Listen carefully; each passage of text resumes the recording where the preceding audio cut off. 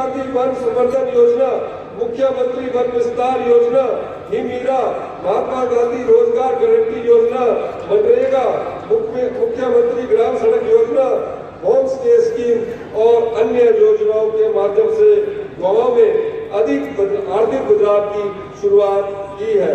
भाइयों और बहनों, हमारी सरकार पर्यावरण संरक्षण के लिए जहां पेड़ लगाने पर बल दे रही है, वही इसी रोजगार के साथ भी जोड़ा जा रहा है। जंगलों के संरक्षण में समुदाय भागीदारी बढ़ाने के लिए 100 करोड़ रुपए की लागत से राजीव गांधी वन संवर्धन योजना शुरू की गई है। इसमें महिलाएं एवं युवक मंडल स्वयं सहायता समूह को नए जंगल उगाने और इनके संरक्षण के लिए आर्थिक सहायता दी जा रही है।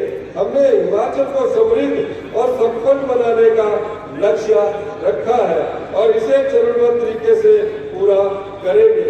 हमने ग्रामीण महिलाओं को पात्रता के आधार पर 1500 रुपया महीना देने का काम चरणबद्ध तरीके से शुरू कर दिया है।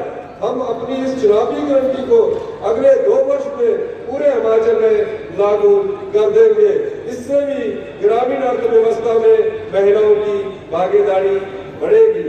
हिमाचल में व्यवस्था परिवर्तन का प्रमुख आधार है मजबूत अर्थव्यवस्था। जब तक प्रदेश अपने पैरों पर खड़ा नहीं होगा, तब तक हिमाचल अपने हक की लड़ाई भी नहीं लड़ सकेगा। इसके लिए हमने ग्रामीण अर्थव्यवस्था को मजबूत बनाने का अभियान शुरू किया है। ग्रामीण अर्थव्यवस्था तभी मजबूत होगी जब युवाओं को गांव घर के पास सम्मानजनक स्वरोजगार प्राप्त होगा। इसके लिए हमने एक इफेक्टिव इकोसिस्टम बनाना शुरू किया है। भाइयों और बहनों, अपने वायदे के मुताबिक हमारी सरकार ने पशुपालकों से गाय और भैंस के दूध के खरीद मूल्य में ऐतिहासिक वृद्धि की है। गाय के दूध का समर्थन मूल्य 32 से बढ़ाकर 51 रुपए प्रति लीटर तथा भैंस के दूध पर 47 से 61 रुपए प्रति लीटर किया गया है। इस पहल से हिमाचल दूध खरीद पर सबसे ज्यादा समर्थन मूल्य देने वाला देश का पहला राज्य बन गया है। हम किसानों को 2 किलोमीटर से अधिक स्थित दूध खरीद केंद्र तक स्वयं दूध ले जाने पर 3 रुपए प्रति लीटर सब्सिडी दी जा रही है। हम हिमाचल में मिल्क फेडरेशन के माध्यम से किसानों से गाय और भैंस के दूध का सर्वाधिक समर्थन मूल्य पर खरीद रहे हैं। प्रदेश में गाय के दूध को क्वालिटी के आधार पर 51 रुपए प्रति लीटर और भैंस के दूध को 61 रुपए प्रति लीटर के MSP पर खरीदा जा रहा है। मिल्क फेड में दूध की खरीद 2 गुना बढ़ गई है। कांगड़ा में डगवार में 201 करोड़ रुपए की लागत से world class milk processing plant स्थापित किया जा रहा है। मंडी और रामपुर में दूध की प्रोसेसिंग क्षमता को 2 गुना बढ़ा दिया गया है। उन्ना, कुल्लू, हमीरपुर और कांगड़ा में दूध की चिलिंग और प्रोसेसिंग की व्यवस्था मजबूत की जा रही है। अब जल्दी ही हिमाचल को दूध, घी, पनीर और मिल्क प्रोडक्ट्स में आत्मनिर्भर बना देंगे, जिसका सीधा लाभ गांव-गांव में पशुपालन कर रहे किसान परिवारों को होगा। प्रदेश सरकार ने भेड़ बकरी पालकों के हितों की सुरक्षा के लिए और उनकी अर्थव्यवस्था को सुधारने के लिए 295 करोड़ रुपए की नई योजना बनाई है। मैं स्वयं किसान का बेटा हूँ और किसानों, बागवानों और पशुपालकों के संघर्षों को करीब से देखा और अनुभव किया है। इसलिए हमारी सरकार की प्राथमिकता किसान के हाथ में सीधे तौर पर पैसा पहुंचाना है। प्रदेश की आर्थिकी में बागवानी के बड़े योगदान को देखते हुए हमने बागवानी नीति लागू करने का फैसला किया है और ऐसा करने वाला हिमाचल देश का पहला राज्य बनने जा रहा है। इससे प्रदेश के 82,500 लोगों को प्रत्यक्ष तथा अप्रत्यक्ष रोजगार के अवसर प्रदान होंगे। केंद्र सरकार की किसान विरोधी नीतियों से हमारे किसानों, बागवानों और समाज के कमजोर और गरीब वर्गों पर अत्यधिक जातियां हो रही है। कड़े संघर्ष के बाद केंद्र सरकार को अपने पारित किसान विरोधी काले कानूनों को वापस लेने पर मजबूर होना पड़ा है। आज किसानों और बागवानों में केंद्र की किसान विरोधी नीतियों पर बड़ा आक्रोश है। उनका मानना है कि देश में मिलने वाली कीटनाशक, खाद और स्प्रे इत्यादि की गुणवत्ता घटिया है और ये सब उन्हें ऊंचे दामों पर बेची जा रही है। इन दवाइयों से बागवानों में बेमौसमी पतझड़ हो रही है और पौधों को कई प्रकार की गंभीर बीमारियों का सामना करना पड़ रहा है। हमारे किसान और बागवानों को इसका सीधा खमियाजा भुगतना पड़ रहा है। मैंने न्यूजीलैंड से आयात होने वाले सेब की इम्पोर्ट ड्यूटी घटाने का मुद्दा भी केंद्र सरकार से उठाया है। हम सेब बागवानों के हितों की पुरजोर तरीके से हर मंच पर उठाएंगे। हमने सेब के लिए यूनिवर्सल कार्टन के इस्तेमाल को कानूनी रूप से अनिवार्य बनाया है, जिससे आज हजारों सेब उत्पादकों को अपनी फसल के बेहतर दाम मिल रहे हैं। हिमाचल प्रदेश देश का पहला राज्य है जहां प्राकृतिक कृषि से उत्पन्न गेहूं, मक्की और हल्दी के लिए स्पॉट प्राइस दिया गया है। हमने हल्दी का स्पॉट प्राइस 90 रुपए प्रति किलो घोषित किया है। हमने गेहूं का स्पॉट प्राइस 60 रुपए प्रति किलो घोषित किया है। हमने मक्की का स्पॉट प्राइस 40 रुपए प्रति किलो घोषित किया है। चंबा जिला के पांगी घाटी को प्रदेश का पहला प्राकृतिक खेती उपमंडल बनाया गया है। घाटी के किसानों से प्राकृतिक रूप से उगाई जा रही जौ को 60 रुपए प्रति किलोग्राम के समर्थन मूल्य पर खरीदा जा रहा है।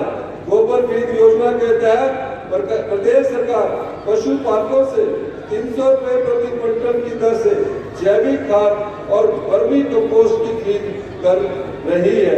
यह योजना भी हमारी चुनावी गारंटी का हिस्सा थी।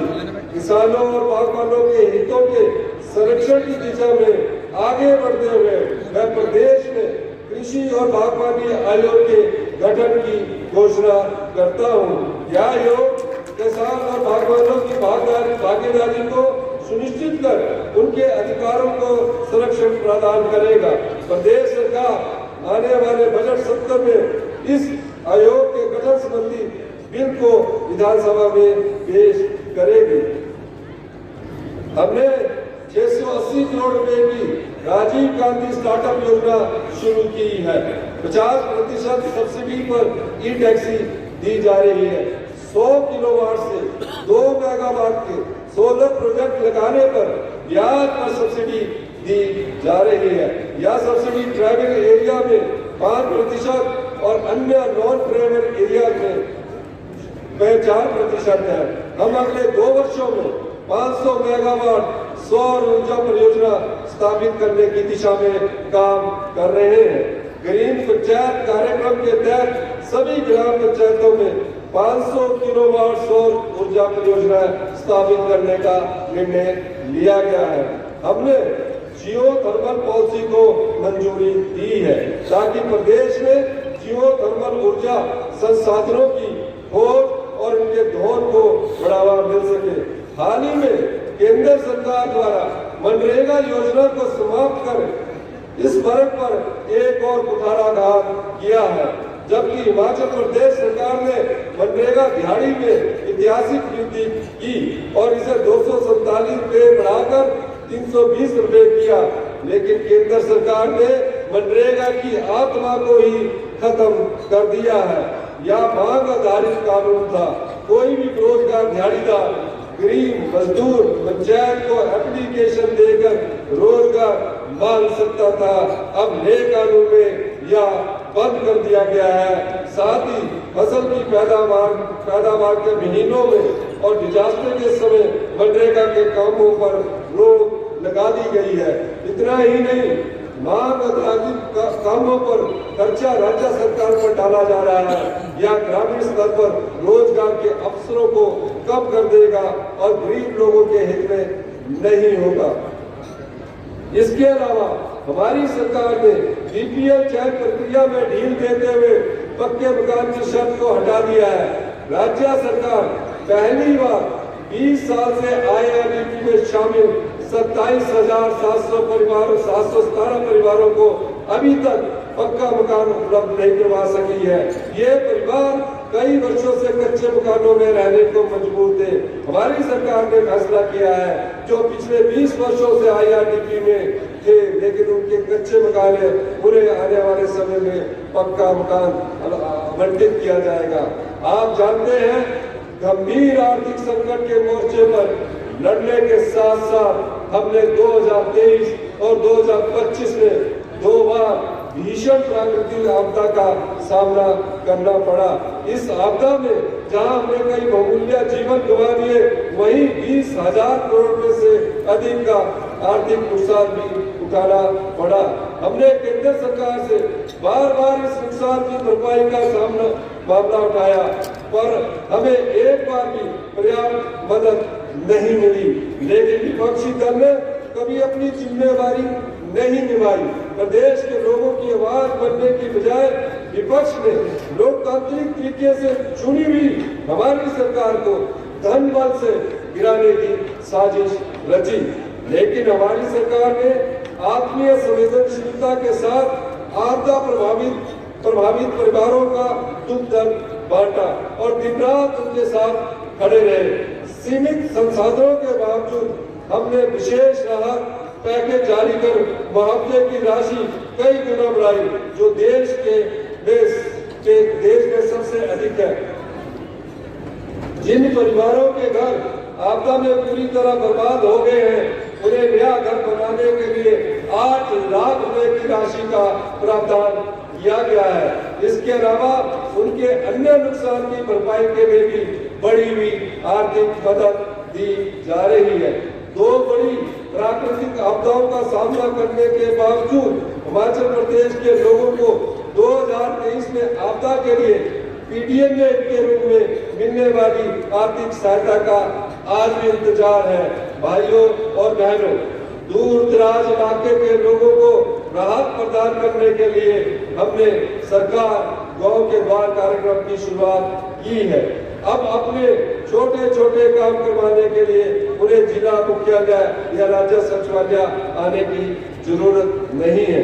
मैं स्वयं और मेरे मंत्रिमंडल के सहयोगी दुर्गम इलाकों के गांव में रात्रि ठहराव कर लोगों की समस्याओं का मौके पर ही समाधान कर रहे हैं। सालों से लंबित राजस्व मामलों के समय पर निपटाने के लिए नहीं तय करते हुए विशेष राजस्व अदालतों का नियमित आयोजन किया जा रहा है। अब तक 5,10,257 राजस्व मामलों का निपटारा किया गया था, जो अपने आप में एक रिकॉर्ड है। हमने माई पोर्टल की शुरुआत की है, जिसके तहत राज्य में संपत्ति पंजीकरण की प्रक्रिया को पूरी तरह से ऑनलाइन और पेपरलेस बनाया गया है। इस प्रणाली के तहत 55,000 से ज्यादा रजिस्ट्रियां की जा चुकी है। हमारी सरकार 2 जनवरी 2026 के बाद तकसीम एवं दुरुस्ती मामलों के लिए विशेष दिनों में लोक अदालतें आयोजित कर चुकी है, जिसमें तकसीम या दुरुस्ती के मामले में कुल 219 मामले निपटाए गए हैं। ये विशेष लोक अदालतें हर मास के अंतिम 2 दिनों में राजस्व लोक अदालतों से अलग होगी। स्वास्थ्य क्षेत्र में हमारी सरकार की दूसरी सबसे बड़ी प्राथमिकता है तथा 15 से 20 साल तक पुरानी मशीनों और उपकरणों को बदलने के लिए 3,000 करोड़ रुपया खर्च करने का निर्णय लिया गया है। राज्य में पहली बार विश्व स्तरीय स्वास्थ्य सुविधाएं उपलब्ध करवाने हेतु आरंभ की गई रोबोटिक सर्जरी एक क्रांतिकारी पहल है। शिमला के चमियाना और टाटा मेडिकल कॉलेज में यह सुविधा प्रदान